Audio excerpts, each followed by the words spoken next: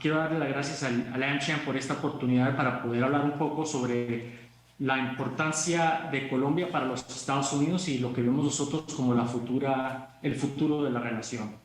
Déjame hablar un poco brevemente para poner el contexto actual.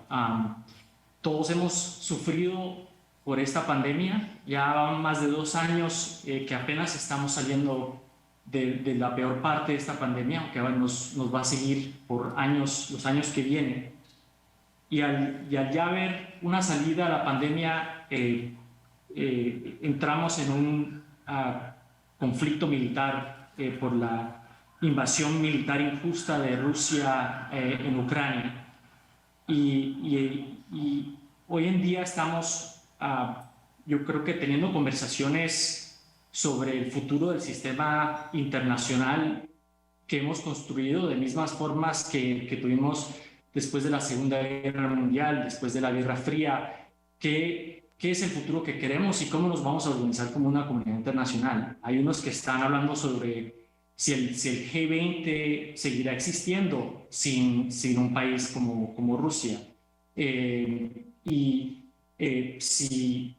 hay países que están tomando acciones militares unilaterales de esa forma, obviamente el fin de la historia no ha venido. Es algo que totalmente es real y a todos es un recordatorio que no fue hace mucho que estuvimos en una guerra mundial, y hay un potencial que esto siga por mucho tiempo, dado que Rusia no ha querido regresar a la mesa de diálogo y a la diplomacia.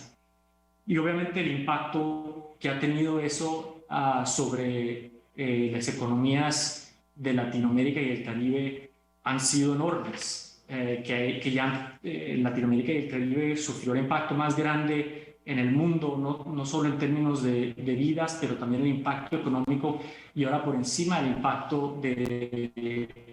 la invasión de Rusia es algo que a muchos le está impactando, yo creo que los negocios, pero también uno comienza a pensar qué lugar ocupa Colombia y qué lugar ocupa Latinoamérica y el Caribe dentro de las prioridades estratégicas de los Estados Unidos. Entonces es importante, yo creo que reconocer que no estamos en un momento cualquiera, sino que lo que nosotros hagamos, yo creo que pueden definir los próximos 10, 15, 20 años en cuanto a las relaciones internacionales, en la relación de los Estados Unidos y Latinoamérica y el Caribe. Ahora, ¿qué lugar ocupa Latinoamérica en este contexto? Yo lo diría en dos partes. El primero es que históricamente Latinoamérica y el Caribe ha sido una reserva estratégica para los Estados Unidos. ¿Qué quiero decir con eso? Es que una región que ha estado en paz, que no ha estado en guerra, que desde la independencia nosotros hemos estado trabajando de la mano con Latinoamérica y el Caribe en este experimento de cómo gobernarnos. Y es una región que ha intentado gobiernos revolucionarios y autoritarios y han fracasado, y hemos llegado a la conclusión de que la democracia es el consenso hemisférico tal el cual vamos a desarrollar y a brindar mejor beneficio a nuestras poblaciones. Entonces, la habilidad de los Estados Unidos de poder proyectar poder e influencia y coordinar Europa de la forma que lo está haciendo no sería posible si Colombia fuera un lugar inestable, un lugar en guerra, y sería algo que, siendo nuestro hemisferio, nos implicaría recursos y tiempo en tratar de también resolver ese tipo de conflictos aquí en la región. Pero a la vez estamos viendo que eso podría cambiar, y la pandemia y ahora el conflicto Rusia es un recordatorio de tal vez muchos de los retos que la región estaba confrontando antes de la pandemia, retos de desigualdad en sociedades donde hay una concentración de riqueza en muy pocas manos, una región donde hay una dependencia en combustibles fósiles, en donde el mundo está pasando por una transición energética, no obstante los incrementos en el precio de petróleo, esa es la tendencia de mediano y largo plazo, y crecimiento lento dentro de un contexto donde la región tiene límites en la capacidad de movilizar capital humano, es algo que ha llevado a un crecimiento lento económico desde el 2014. Todo eso para nosotros, y el síntoma lo estamos viendo ahora en cuanto a el movimiento masivo e histórico de personas de la región a los Estados Unidos, para nosotros es un síntoma de un reto mucho más estructural que está teniendo Latinoamérica y el Caribe, y que a mediano y a largo plazo podría tener impactos muy fundamentales sobre la seguridad nacional de los Estados Unidos. La otra parte es que nosotros pues reconocemos a la vez que no tenemos las herramientas necesarias para responder a los retos actuales. Y voy a hablar un poco más sobre eso en un momento, pero ¿dónde cabe Colombia, para ser más específicos? Bueno, primero digo, el presidente y la vicepresidenta han estado desde el primer día de llegar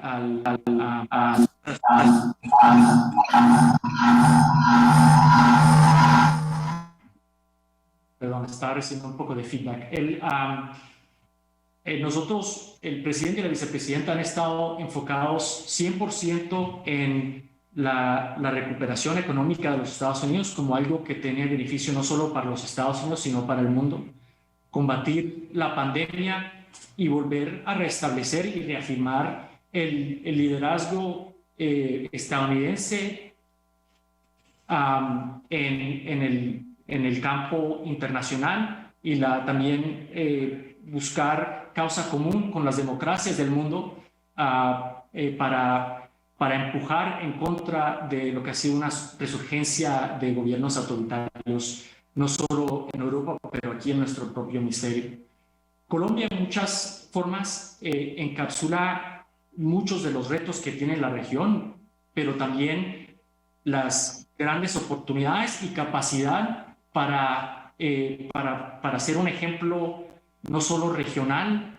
pero también global. Y esa es la aspiración de la Alianza Estadounidense-Colombiana Bicentenaria.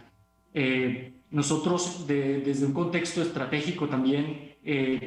desde la Segunda Guerra Mundial, pero mucho antes, la alineación o el alineamiento entre los Estados Unidos y Colombia ha sido algo que es central para la estrategia en la región de los Estados Unidos. Y también vale resaltar lo que para este presidente Colombia ocupa un lugar bastante especial. Entonces, para nosotros, en muchas formas, lo que se puede hacer con Colombia es un símbolo de lo que se puede hacer con el resto de la región, y eso también es algo que refleja la gran capacidad de lo que ha sido Colombia en los tiempos más difíciles, hacer algo que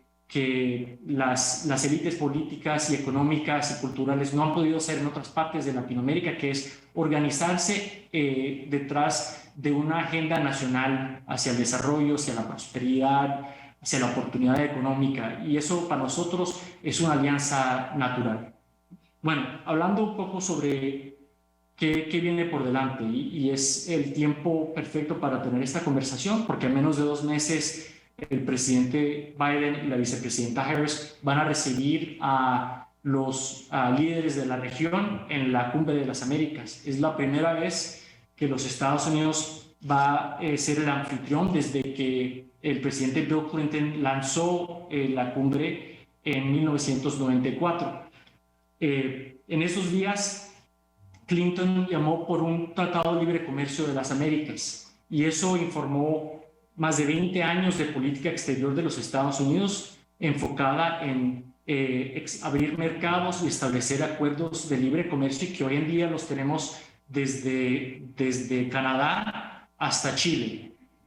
Pero ahora el enfoque nuestro es cómo usar esos tratados de libre comercio como una base sobre las cuales podemos construir, especialmente con los aliados estratégicos que tenemos, entre ellos Colombia, los países de la Alianza del Pacífico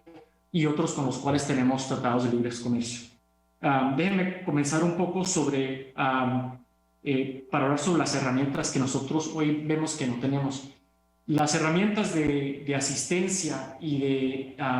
de cooperación económica que tenemos nosotros fueron unas que fueron diseñadas después de la Guerra Fría, y eran durante un tiempo donde los países de Latinoamérica y el Caribe no todos eran de ingreso medio o de medio ingreso alto. Tal cual, las prioridades que forman parte de la agenda del G20, de las conversaciones dentro de las instituciones financieras internacionales, las prioridades que nosotros avanzamos dentro del Banco Internacional de Desarrollo, carecen de respuestas o de herramientas que puedan responder al momento actual. ¿Qué quiero decir con eso? Nosotros, a entrar a la cumbre, estamos teniendo conversaciones con los países de la región para ver qué más podemos hacer nosotros para movilizar capital a favor del desarrollo,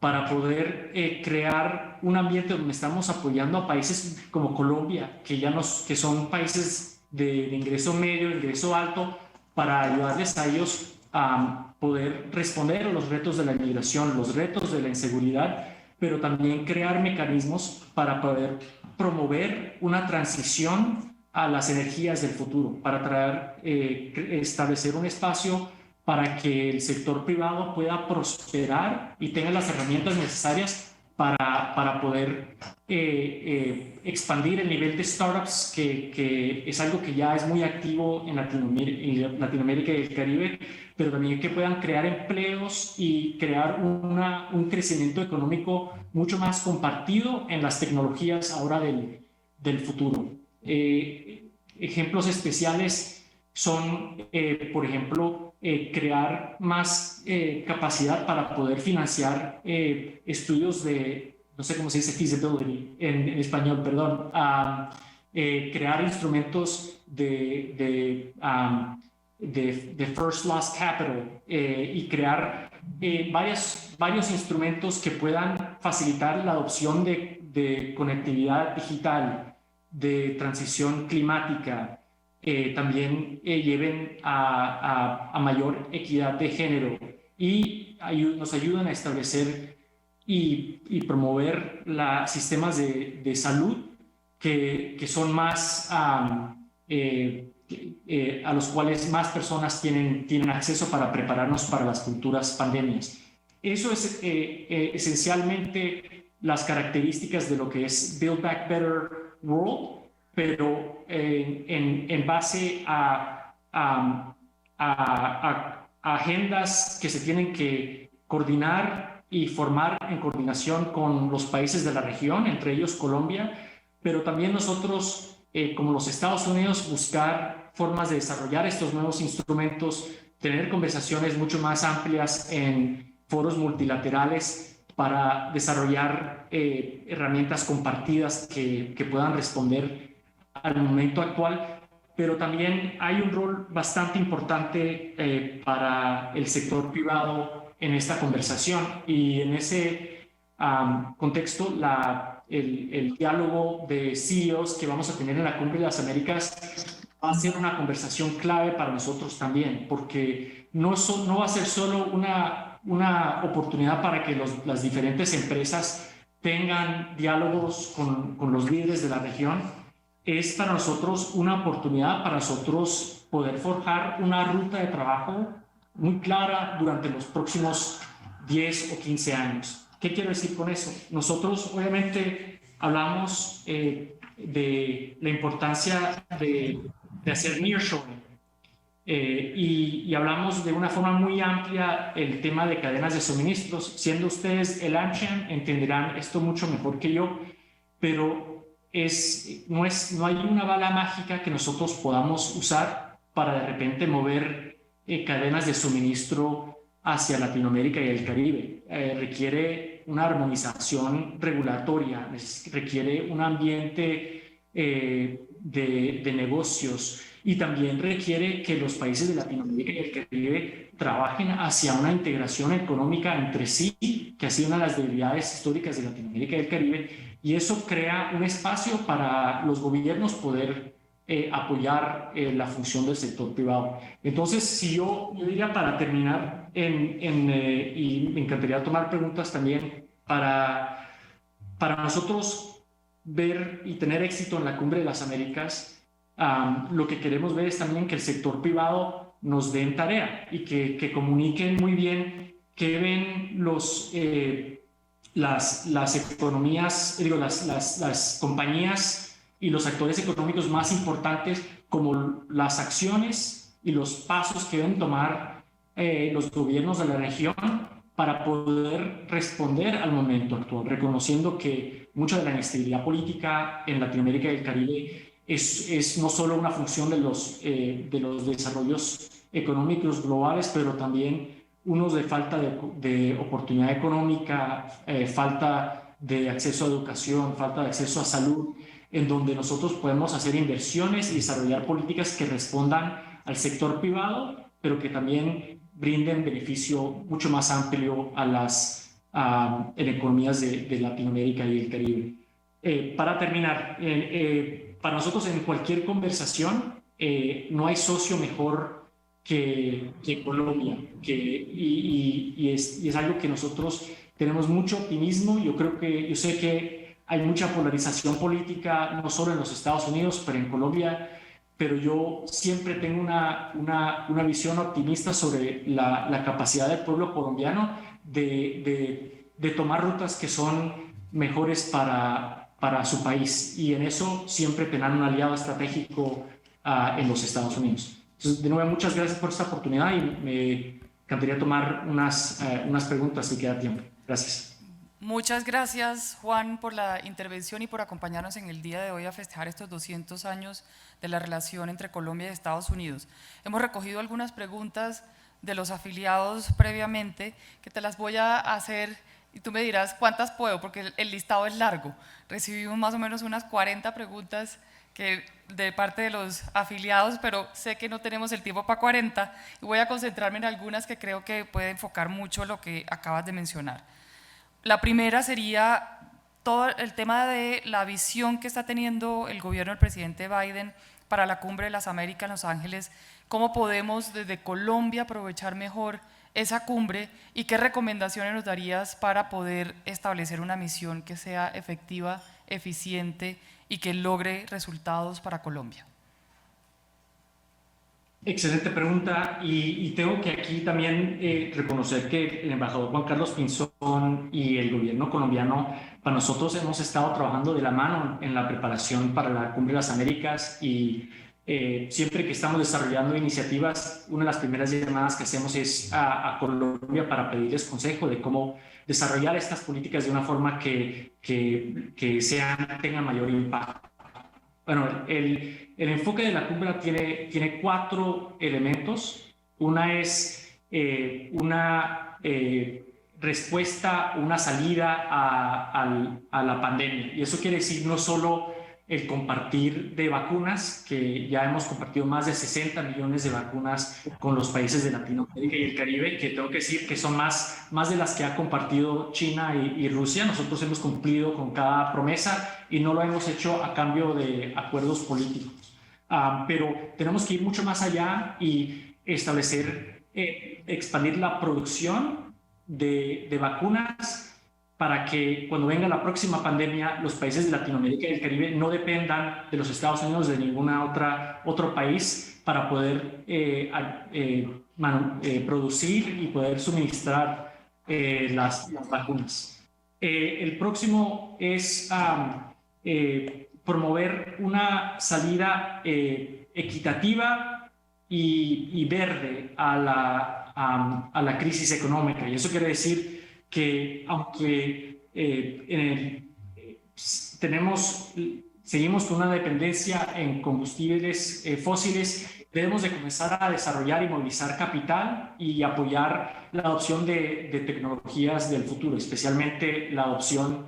de tecnología digital. Y nosotros en esta área B3W es una de las prioridades más grandes, y Colombia y los países de Alianza del Pacífico un enfoque especial para nosotros. Los dos últimos es obviamente el tema migratorio. Para nosotros es un reto compartido, donde no solo son políticas migratorias las que tenemos que desarrollar, sino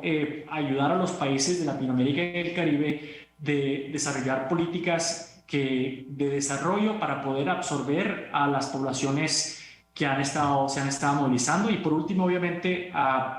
y yo creo que tal vez esto es uno de los elementos más importantes, ayudar a las democracias que cumplan. Y eso quiere decir un respaldo y un apoyo por la libertad de expresión y la función de los medios, apoyar a la sociedad civil en su función, a organizaciones de derechos humanos, y juntos como democracias poder forjar conversaciones sobre cuáles son las prioridades que necesitamos para poder respaldar y apoyar el funcionamiento y la viabilidad de nuestras democracias. Muchas gracias. Y continuando con esta mención que acabas de hacer de las democracias, ¿qué está haciendo y cuál es el plan del gobierno del presidente Biden para fortalecer las democracias en América Latina? Bueno, de nuevo, para nosotros el tema democrático hoy en día es, hemos visto en las encuestas regionales, si uno las estudia, aunque unos están hablando sobre un movimiento hacia la izquierda de Latinoamérica y el Caribe, la realidad es que los que están, las poblaciones de Latinoamérica y el Caribe, lo que están es frustrados, y hasta cierto punto hay mucha rabia e ira y una percepción de que los gobiernos solo funcionan para los pocos que tienen mucho. Y hay frustración con el nivel de inseguridad y corrupción. Entonces, para nosotros, la respuesta es muy fácil, es ayudar a países como Colombia poder tener éxito en el funcionamiento de lo que es una de las democracias más fuertes del hemisferio. Para nosotros eso es clave. Pero también, mucho más allá, nosotros reconocemos, y por esto la declaración del Acuerdo Bicentenario entre los Estados Unidos y Colombia tiene un elemento clave sobre la seguridad de Colombia. Para nosotros, la seguridad nacional de Colombia es de mucha importancia estratégica para nosotros, y reconocemos de que la situación en Venezuela es algo que es una amenaza a la seguridad nacional de Colombia, dado que hay grupos armados criminales que encuentran refugio en Venezuela y lanzan ataques contra las poblaciones colombianas. Eso es algo que no es aceptable, y buscar una resolución negociada que lleve a una elección en Venezuela, a la vez seguir apoyando a Colombia en combatir grupos armados criminales, para nosotros es una de las prioridades más altas que tenemos, y lo vemos como una forma de proteger la habilidad de los colombianos de ser los que determinan su propio futuro. Yo sé que estamos ya terminando el tiempo que tenemos disponible, y voy a hacer una última pregunta, Juan, y es relacionada con el enfoque política actual de la administración Biden hacia Venezuela. Sí, bueno, me imagino muchos habrán visto mi viaje a Venezuela el 5 de marzo. Les digo que, no obstante, yo creo mucha especulación en los medios, el enfoque de esa visita fue en dos partes. La primera es negociar la salida de americanos detenidos, y tuvimos la gran suerte de conseguir la liberación de 2 americanos, y por eso no vamos a pedir disculpas. La segunda fue tratar de convencer que el régimen regresara a la mesa de diálogo. Nosotros vemos aquí 2 rutas en Venezuela. Una es seguir en el status quo, en donde la situación económica y de seguridad en Venezuela se sigue estabilizando. Hemos visto la expulsión de 6 millones de venezolanos desde 2015 en el país. Muchos de ellos han ido a Colombia, y eso ha creado problemas también para Colombia. La otra ruta para nosotros es es buscar una salida negociada en donde los mismos venezolanos puedan tener una negociación entre sí que lleve a resultados concretos a favor de un regreso al orden electoral en el país. Y en base a eso hemos dejado muy claro públicamente que estamos dispuestos a trabajar con la comunidad internacional para levantar la presión de sanciones, pero es algo que no se va a hacer unilateralmente y no es con nosotros. Los venezolanos tienen que tener esa negociación y los Estados Unidos responderá en base a resultados concretos en la mesa de diálogo. Muchas gracias. Quiero agradecer en nombre de la Junta Directiva de AmCham Colombia, de todos nuestros afiliados, de todos los presentes por acompañarnos en el día de hoy, Juan. Muy interesante y esperamos pues continuar estos diálogos, que sabemos que la oportunidad es entre Colombia y Estados Unidos para fortalecer esa relación. Tiene un camino abierto muy positivo y con muchas perspectivas importantes. Muchas gracias.